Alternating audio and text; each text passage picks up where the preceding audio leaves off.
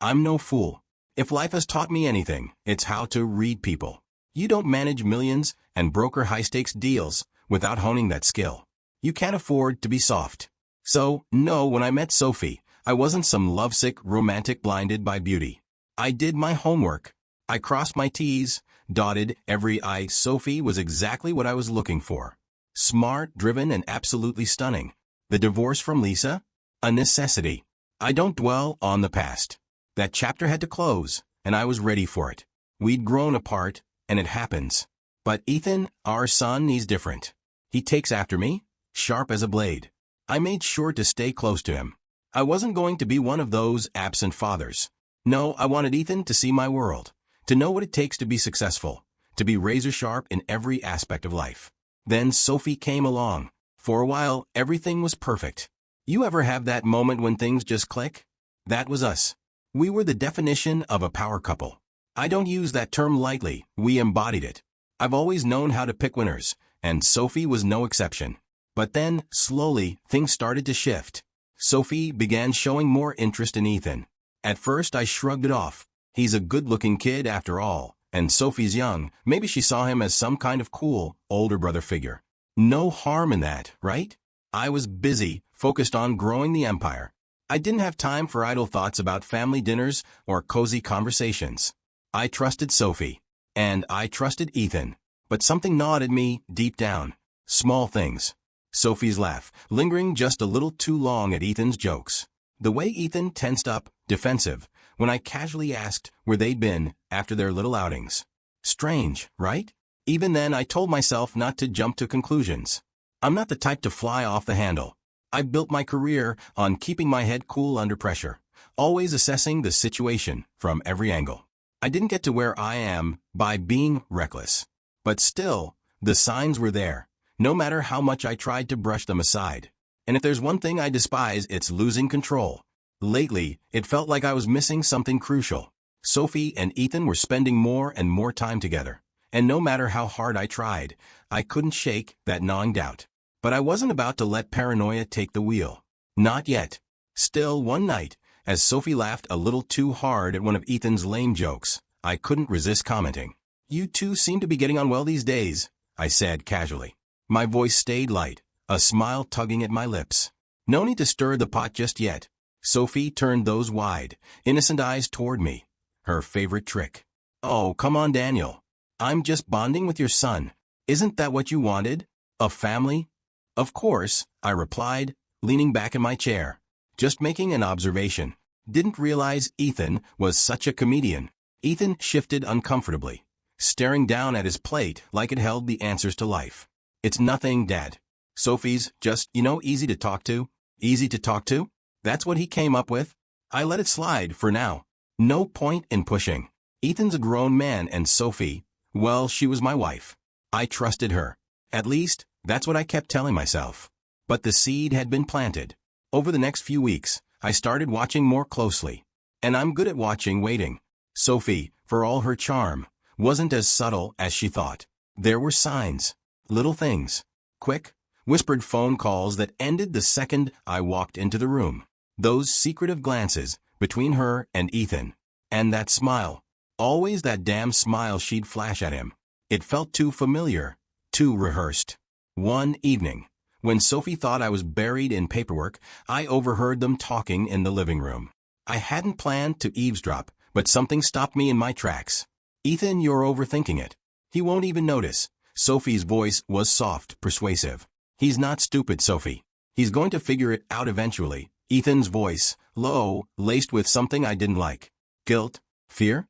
My heart started pounding, the way it hadn't in years. I stepped closer, careful not to make a sound. "What's to figure out?" Sophie's voice took on that silky, coaxing tone. "We're not doing anything wrong. It's just..." I cleared my throat as I stepped into the room, and they both snapped toward me, their faces stiffening like kids caught red-handed. Sophie recovered first, slipping into character without missing a beat. She flashed that dazzling smile, the one that always seemed a little too perfect. "Hey, honey, done with work already?" Her voice was syrupy sweet, like nothing in the world was out of place. "Yeah, finished early." My eyes drifted to Ethan, who suddenly seemed fascinated with the floor. "What's going on here?" Sophie's smile never faltered. "Oh, nothing. Just talking about Ethan's classes. You know how stressful university can be." I nodded, but something twisted in my gut. I'd built my life on reading people, on sniffing out lies before they even finished speaking. And right now my gut was telling me I was being played. Right, just talking. My gaze lingered on Ethan. He wouldn't meet my eyes. The tension in the room was thick, and though Sophie was playing it cool, I could see the edges of her mask starting to fray.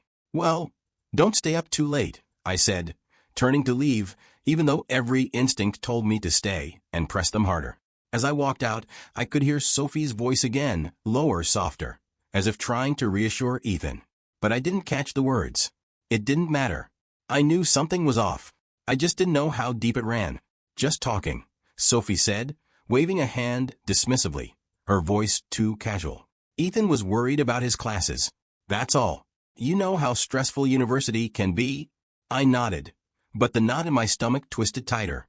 I know when someone's lying to me. It's a sixth sense I've developed over the years, clients, partners, even employees. I've caught them in lies before they've finished speaking. But this felt different, deeper, personal.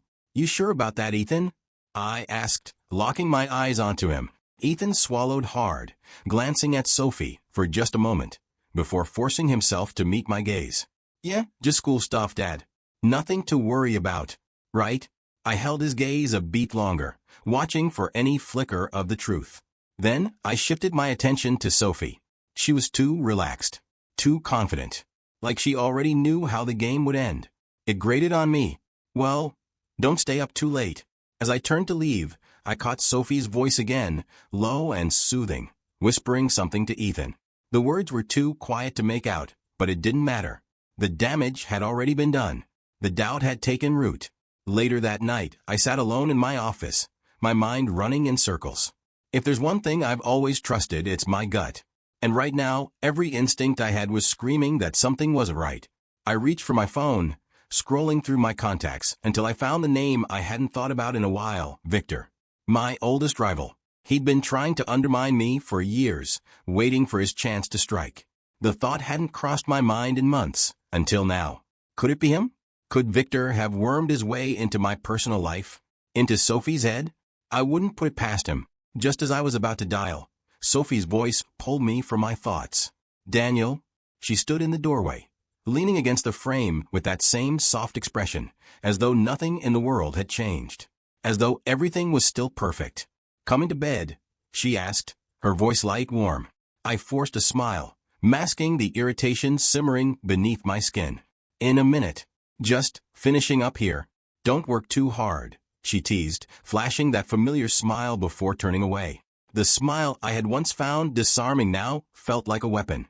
I watched her go, my mind already spinning with possibilities. If Victor was behind this, if he had somehow gotten to Sophie, there would be hell to pay. And I'd make sure he regretted ever crossing me. The days that followed felt like a delicate dance. I watched them both, Ethan and Sophie, but never let on. I've always been good at playing it cool, keeping my cards close to the chest. I could feel the tension building, the heat rising, but I didn't flinch. Not yet. That's the key to survival, keeping everything under control while the world burns around you. And right now it felt like my world was smoldering, even if I couldn't yet see where the flames were coming from. Ethan had started avoiding me. It was subtle, but I noticed. He'd come home later than usual, muttering excuses about group projects or study sessions, before disappearing into his room. Meanwhile, Sophie was playing the role of the perfect wife, smiling, chatting, acting like everything was fine. Too fine. Too polished. It was almost as if she were performing for an audience I couldn't see. One evening, as we sat at the dinner table, I decided to test the waters. I cut into my steak with deliberate slowness, watching Ethan out of the corner of my eye. "Ethan," I said, my voice casual, "I've been thinking. You should come by the office more. You've been a bit absent lately." He paused mid-bite, his fork hovering in the air, eyes flicking to Sophie for a fraction of a second before landing back on his plate. That hesitation told me more than I needed to know. Yeah, I've been busy with school," he muttered, not daring to meet my gaze. Sophie jumped in before I could respond, her voice just a little too cheerful. Oh, he's been working so hard, Daniel.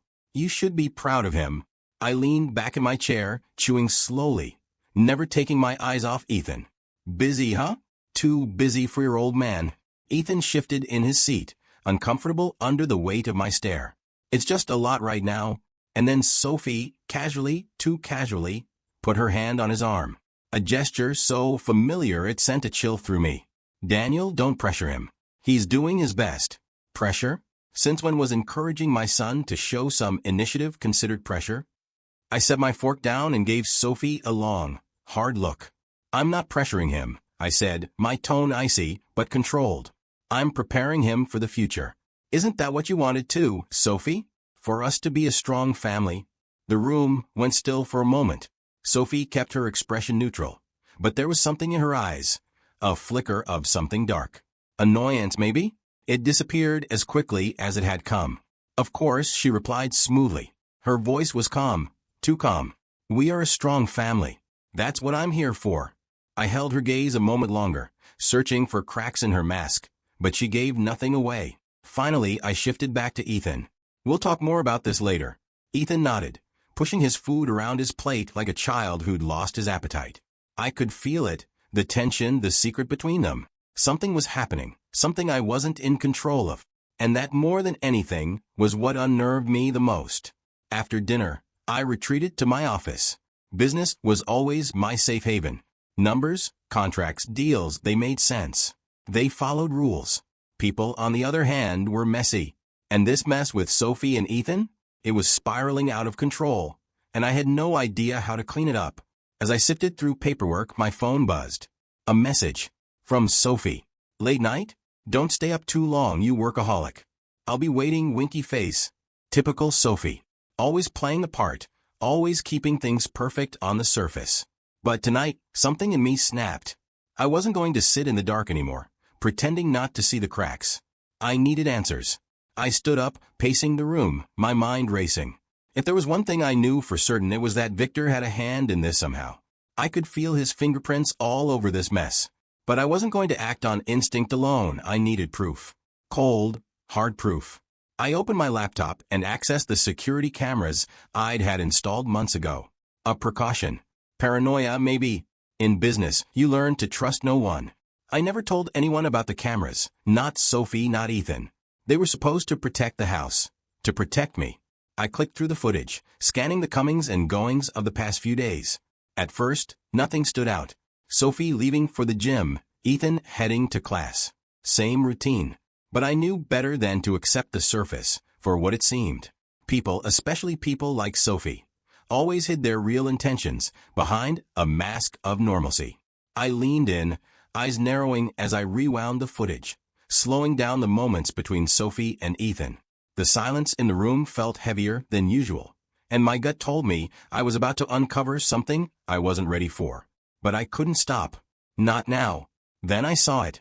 It was one afternoon during a meeting downtown. Ethan came home early, and Sophie was waiting for him. They didn't check for the camera. Why would they? I'd made sure it was discreet. At first, everything looked innocent enough. Sophie was making coffee, while Ethan sat at the kitchen counter. Just another mundane day. But then she moved closer, her hand brushing against his arm as she handed him a cup. It was subtle, but that touch lingered a fraction too long. She leaned in, whispered something in his ear, and he smiled. But not the smile of a son talking to his stepmother. No, this was something else entirely. My chest tightened. A slow burn ignited, rising from my gut to my throat. I paused the footage, staring at the screen, my mind racing through 1,000 possibilities. This wasn't just about Ethan feeling neglected, or Sophie playing the concerned stepmother. No, this was something far more dangerous. They were hiding something from me, and I was going to find out exactly what it was. That morning, I was done pretending. No more pleasantries, no more subtlety. Things had been festering for too long, and I wasn't about to let them rot any further. At breakfast, I didn't bother easing into it. Ethan, you've been distant, I said, my voice cutting through the air like a blade as I sliced into my toast. We need to talk about why. Ethan barely looked up from his phone, muttering something vague about school. Sophie, ever the actress, smiled warmly and chimed in. He's been working so hard, Daniel. You should be proud. I set down my fork with deliberate calm, locking eyes with Ethan. Working hard? Is that what we're calling it? His face flushed under my gaze, and I watched as his eyes darted nervously between me and Sophie. I could see the panic rising in him, the urge to run or hide. "Dad, it's nothing," he stammered, his voice cracking under the weight of his own guilt. "You're overreacting." "Overreacting?" I leaned back, folding my arms. "No, I'm done with that. I've seen the way you two look at each other. You think I'm blind?" The words hit him like a slap, and I could see the guilt written all over his face. Sophie, though, Sophie remained as cool as ever, her voice too smooth, too controlled. "Daniel, you're being paranoid. Ethan's just stressed about school. Don't take it out on him." I ignored her, focusing solely on Ethan. "I'm giving you one chance, Ethan. One chance to be honest with me. What's going on between you and Sophie?" Ethan's face went pale. I saw the exact moment he broke, the weight of the lie finally becoming too much for him to bear. "Dad, His voice was barely above a whisper. "I didn't want to hurt you, but Sophie, she came onto me." There it was. The truth, as ugly as I expected. A wave of anger surged through me, but I kept my composure. Years of deal-making had trained me for moments like this. I turned to Sophie, my voice cold and cutting. "Sophie?" She stared back at me, calm as ever. There was no panic, no guilt in her eyes, just cold calculation. "That's your move?" For the first time, her smile faltered, but only for a second. "Daniel, this isn't what you think." "Save it," I snapped, cutting her off. "I've heard enough." I stood up, the rage simmering beneath the surface, but I wasn't about to give her the satisfaction of seeing it. "Ethan, go to your room. Now." Ethan didn't need to be told twice. He bolted from the table without another word, disappearing down the hallway like a guilty child. I turned back to Sophie, who was still trying to maintain her perfect facade, but I could see the cracks now. I saw everything. "You've been playing me all along, haven't you?" My voice was low but steady, each word deliberate. "This whole time it was never about us. It was about Victor." Her eyes widened just slightly, but it was enough. She didn't deny it. She didn't need to. I stepped closer, lowering my voice so only she could hear. "You think you've outsmarted me? Think again. You're finished. And Victor? He's going down too." She opened her mouth to respond, but I was already walking away, my mind shifting into strategy mode. They thought they had me. They thought they'd outplayed me, but they had no idea what was coming next. "Your move, Sophie." By the time I woke up the next morning, the plan was already forming in my mind. The pieces were all there, waiting to be set in motion. No more second-guessing. No more hesitation. Sophie and Victor thought they'd won, thought they had me right where they wanted me. But not anymore. I called my PI first thing. "I want you to move on it today. Send me everything." Then I called Sophie from the office. My voice was as calm as ever. "Let's go out tonight. Just the two of us. We need some time together." She hesitated for just a second. I could almost hear the gears turning in her head, wondering if I suspected anything. "That sounds great," she finally said, her voice sweet as honey. "I've missed our nights out." "Perfect." I smiled even though she couldn't see it. "Good. Let's make it a special one." By evening, everything was in place. The investigators had dug up more than enough dirt on Victor, his shady dealings, the underhanded moves he'd been making for years. The authorities were ready to move. And Sophie? She still thought she had me wrapped around her little finger. That was her mistake. We went to the most exclusive restaurant in the city, the kind of place where power was brokered in whispers and sealed with a handshake. Sophie looked radiant, wearing the kind of dress that used to make me proud to have her by my side. Tonight, though, it just felt like a costume, a disguise masking the lies she'd woven around me. "Here's to us," she said, lifting her glass, that dazzling smile never wavering. I raised my glass too, but I didn't drink. "You've always been good at playing the part, Sophie. I'll give you that." Her smile faltered, just slightly, but enough for me to see the cracks starting to show. "What's that supposed to mean?" I leaned forward, lowering my voice so only she could hear. "It means I know everything. Victor, the spying, and even what you've been doing with Ethan." The color drained from her face, her fingers tightening around the stem of her wine glass. "Daniel, Save it." I cut her off, keeping my voice calm, controlled. The authorities are already closing in. You and Victor? Your little game is over. For the first time, I saw real panic in her eyes. Her mouth opened to say something, but I didn't give her the chance. Enjoy the rest of your evening, Sophie, I said, my tone cold final. You won't have many left. I stood up, leaving her sitting there, frozen in shock. I didn't need to look back. The police were already waiting outside to pick her up, and she knew it. But I had other things to deal with. Things that mattered more than seeing her get carted away. There was a bigger mess she'd left behind, one I needed to fix. I didn't go home that night. I needed space, time to let it all sink in. Sophie had poisoned everything she touched, and Ethan, well, the damage she'd done to him was deep. Too deep to fix in a single conversation. But I had to start somewhere. The next morning, I drove back, my mind still buzzing with the events of the night before. Victor and Sophie were out of my life, but the real battle wasn't over. The hardest part was still ahead. When I walked into the house, the silence hit me like a weight. Ethan was sitting in the living room, hunched over, staring at his hands. He looked like hell. Dark circles under his eyes, his skin pale. It was clear he hadn't slept. I stood in the doorway for a moment, trying to gather my thoughts. This wasn't just about Sophie or Victor anymore. This was about my son. He was the one caught in the middle of it all, the one who'd been pulled into Sophie's web. I walked in and sat across from him, the air heavy between us. We need to talk, I said, my voice softer than usual, but firm. There was no way around it now. Ethan didn't look up. He just sat there, silent, his hands still clenched together like he was bracing for impact. For a moment, I didn't know where to begin.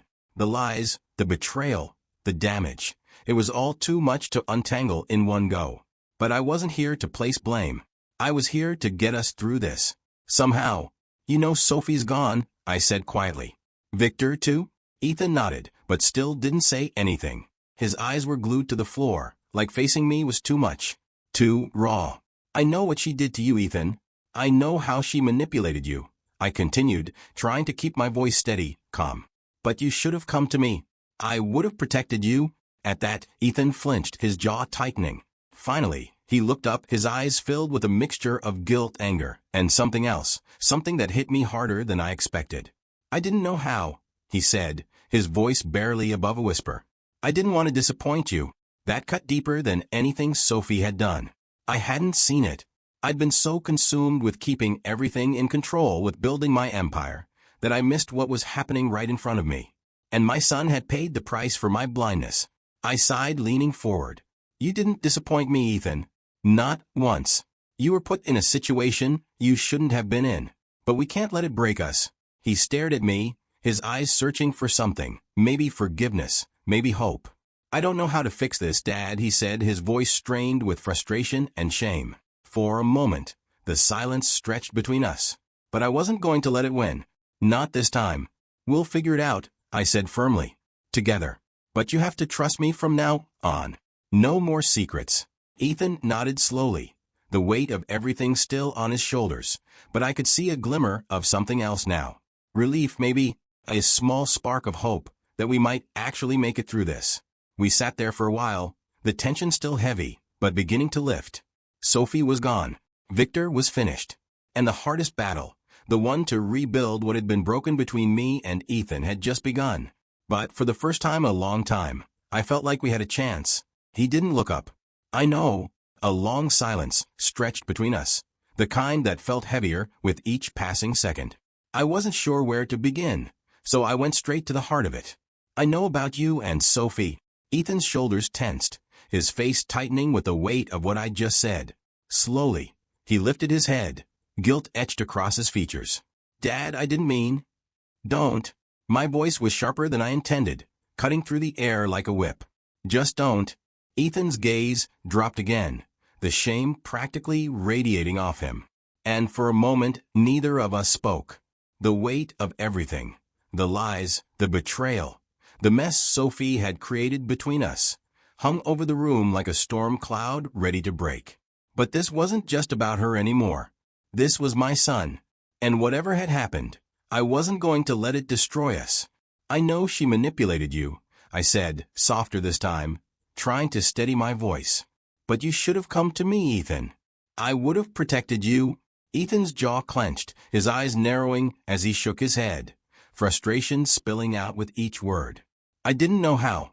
It all happened so fast, and I didn't want to disappoint you. That hit me harder than I expected. Disappoint me?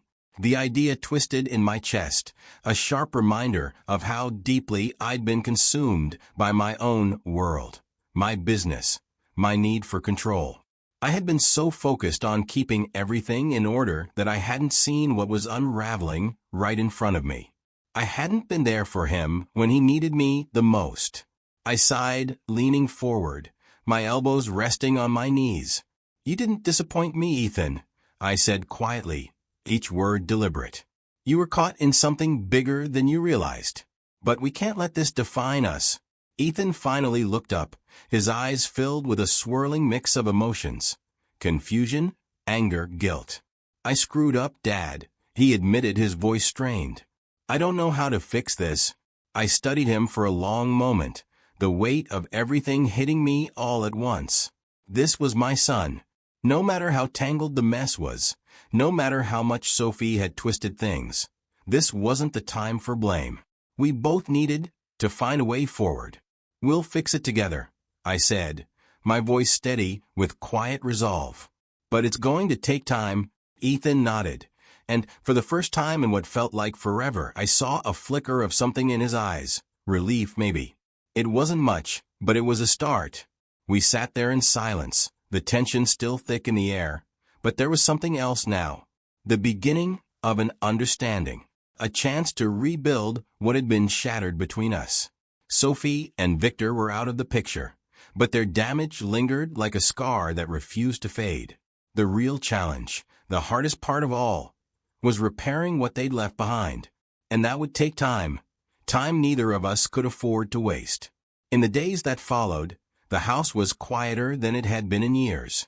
Sophie's presence, her manipulations, were gone. But the emptiness she left behind was heavy, settling over the rooms like a thick fog. Ethan and I barely spoke, and when we did, the words were clipped careful, like we were stepping over broken glass. But I knew that's how it had to start. Healing wasn't something that happened overnight. It wasn't clean or easy or painless. It was slow, ugly, messy, and it left scars. But still, I wasn't going to let the silence win. Not this time. One night, I decided it was time to break the ice. I knocked on Ethan's door, and after a pause, I stepped inside. He was at his desk, staring at his computer screen, but I knew he wasn't really working. His posture was too still, his focus elsewhere, lost in his thoughts, just like I had been. Ethan, I said, standing by the door, I've been thinking. Maybe it's time we get out of this house. Get some air.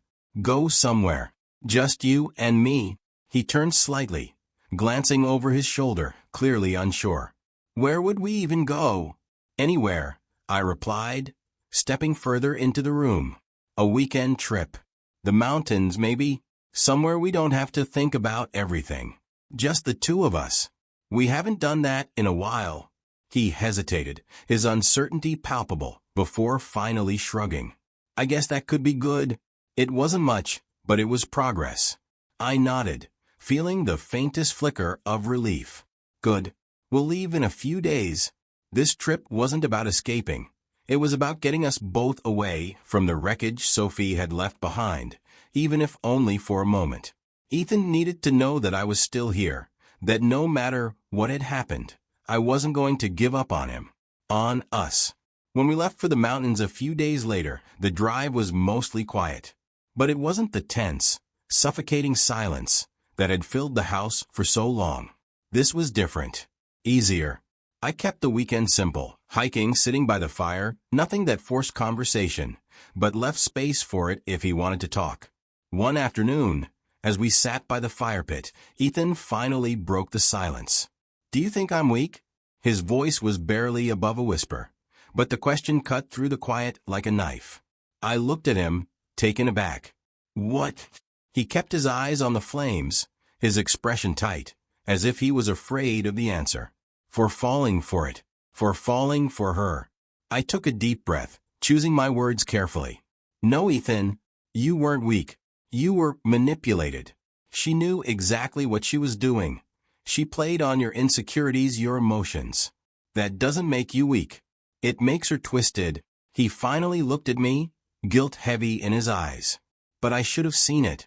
I should have known she was using me.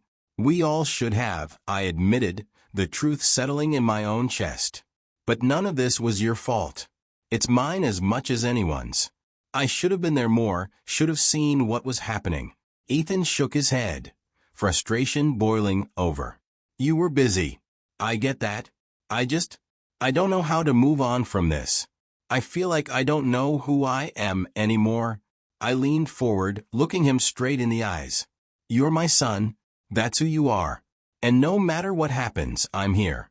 We'll get through this, but it's going to take time. We both made mistakes, but that doesn't define who we are. What defines us is how we move forward.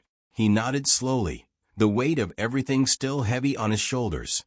But for the first time, I saw a glimmer of hope in his eyes. It wasn't much, but it was enough for now. The weekend passed quietly after that, but something had shifted between us. It was small, barely noticeable, but it was there. The cracks were still present, but they didn't feel as wide. For the first time in months, I felt like we were heading in the right direction. When we drove back home, it wasn't fixed. Nothing this broken gets fixed in one weekend. But it was better. Ethan didn't retreat into his room the moment we walked through the door. Instead, he sat with me in the living room. And for once, there wasn't a wall between us. Dad, he started, his voice careful, tentative. What's next? I mean for us. I leaned back in my chair, considering his question. The weight of everything still hung in the air, but it didn't feel crushing anymore. It felt manageable. Next, we rebuild, I said. You come back to the office with me. You get involved again. We focus on your future, on our future. Ethan's gaze shifted, and for the first time, I saw something close to determination flicker in his eyes. You really think I can do it? I met his gaze, the doubt and insecurity I'd once seen starting to fade. I know you can. We'll do it together. We're not done yet. The drive back from the mountains felt different. It wasn't just that the air was clearer or that Ethan and I had started talking again. It was something else. For the first time in months, there was no dark cloud hanging over us. Sophie and Victor were gone. The chaos, the lies, all of it had been exposed and dealt with. But the real work, the work between me and Ethan, that was just beginning. When we got home, the house felt less suffocating, more like a place to breathe. Ethan didn't retreat to his old habits. He didn't disappear into his room or avoid me. Instead, he stayed in the living room with me, and for the first time in a long while, the silence between us felt comfortable. We're going to be okay, I said, not so much as a reassurance, but as a promise. A promise to both of us. Ethan didn't say anything, but he didn't need to. The look in his eyes, the way he stayed, those were enough. We had a long road ahead, but for the first time, I knew we'd make it. We had to. Ethan nodded, though I could see the hesitation in his eyes. And you? What about you? Sophie, was he didn't need to finish. We both knew what he meant. Sophie had been more than just my wife. She had been a carefully placed pawn in Victor's twisted game. And I had let her into my life, into our lives. That sting was still there, a bruise that hadn't quite healed. I'll be fine, I said, though the words felt more like a promise to myself than to him. Sophie was a mistake we both got tangled in. But that's over now. What matters is that neither of us lets it define the future. Ethan seemed relieved, but I could still see the weight of guilt hanging over him. I wish I could take it all back. We can't undo what happened, I said, my tone firm but not harsh. But we can learn from it. And we will. For the first time in a while, I felt like we had a shot at something better. It wouldn't be easy. I wasn't delusional about that. There were scars, and they ran deep. But the important thing was that we were finally facing them, finally talking about what came next. A few weeks later, Ethan was back at the office with me, shadowing, learning the ropes again. Slowly, the distance between us began to shrink. We weren't just father and son anymore, we were partners. That's what I had always wanted, to bring him into the business, to have him by my side, my right hand. Sophie had nearly destroyed that dream, but we were taking it back. One afternoon, Ethan and I were in the middle of a strategy meeting when he turned to me, completely out of the blue, and said, "I'm ready." I frowned, unsure what he meant. Ready for what? To step up, he replied, meeting my gaze with a newfound confidence I hadn't seen in him for a long time. "I know I messed up. I know I let things get out of control, but I'm not that guy anymore. I want to do this right, business, life, everything." I studied him for a moment, really looking at him, at the man he was becoming. This was what I had always wanted, to see Ethan take charge of his future, to own his mistakes, and more importantly, his growth. And now, finally, he was ready. "I believe you," I said simply. "But you're going to have to prove it. Not just to me, but to yourself." There was no hesitation this time. He nodded, eyes steady. "I will." The weeks turned into months, and slowly, life began to resemble something close to normal again.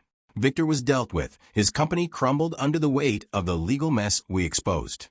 As for Sophie, she disappeared into the system, leaving behind nothing but memories we were both determined to forget. Ethan grew stronger with every passing day, more involved in the business, more present in his own life. For the first time in a long time, I felt like we were standing on solid ground again, not just as father and son, but as two men building something together, something real. One afternoon, after a particularly long meeting, Ethan and I stood in the office, looking out over the city skyline. The sun was setting, casting a golden light over the buildings below. He turned to me, his voice steady, sure. "Thanks, Dad, for not giving up on me." I glanced at him, pride swelling in my chest. "You're my son." Giving up was never an option.